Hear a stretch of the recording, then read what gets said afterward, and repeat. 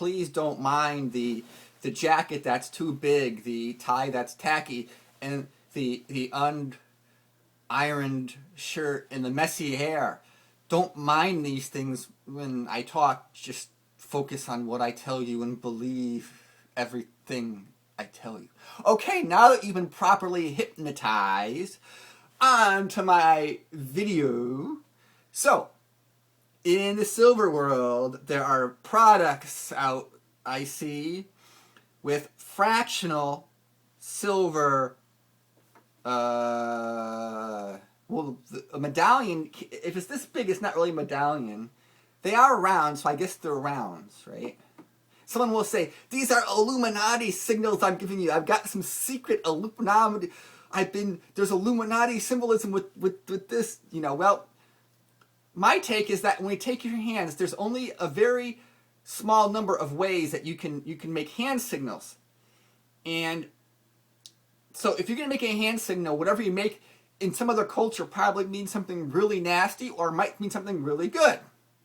Okay, going back to this. So let's say we, 1 ounce of silver is out of our price range and we want 1/10 of an ounce.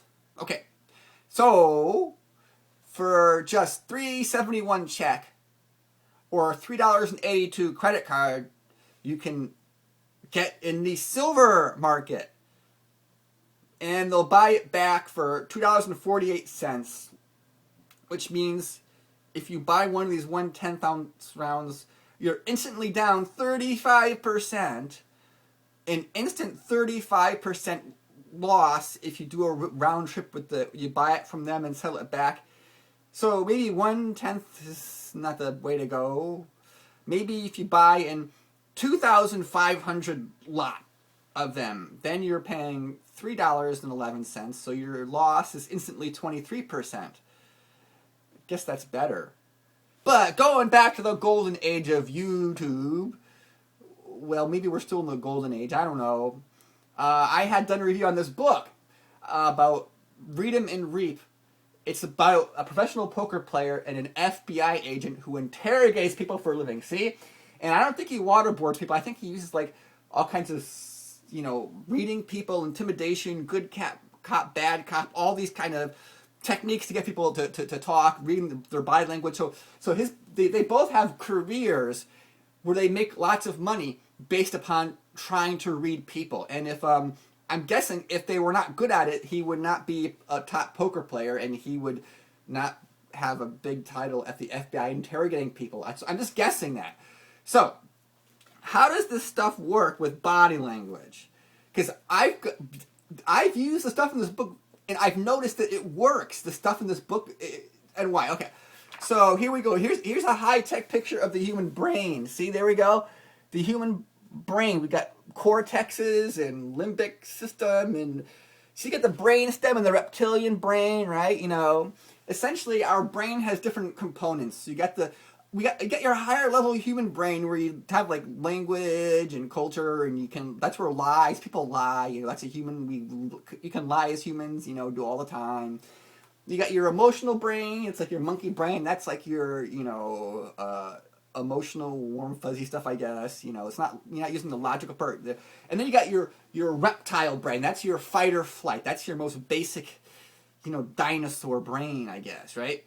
So when it comes to doing things like lying, right, it kind of almost creates, stuff hits your reptile brain first, the fight or flight, your reptile brain first.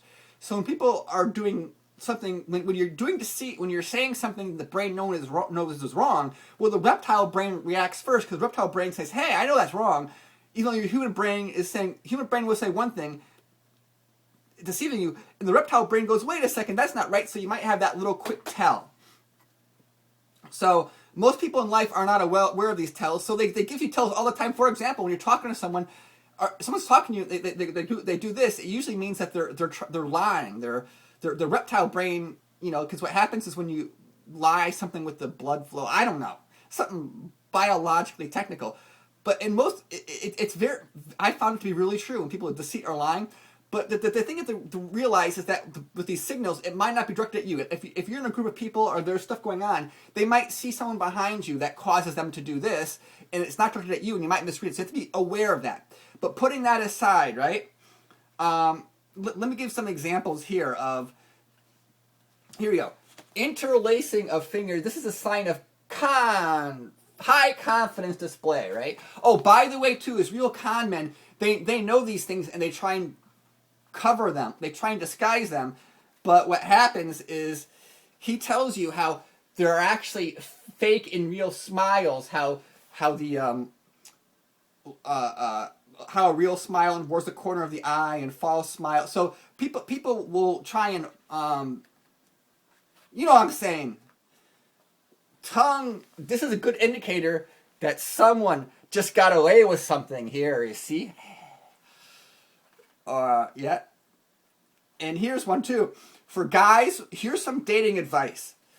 Women cover their neck dimple when they are stressed or fearful. So if you're on a date with a gal and she's doing that, it probably means the date isn't going well. Or playing with neck jewelry is a modification. So it might not be you. For example, you're at a restaurant and you're all decked out in your your clothes that don't fit and it's not ironed and all this, and she's doing this. It might not be you. It might be the people at the table behind you that's stressing her out. It might not be you. But you got to realize the feeling of stress and whatever is there. So now that you know this, you can go forth and try and see who's trying to override the reptile brain to deceive you. Okay, that's enough of that. Thank you.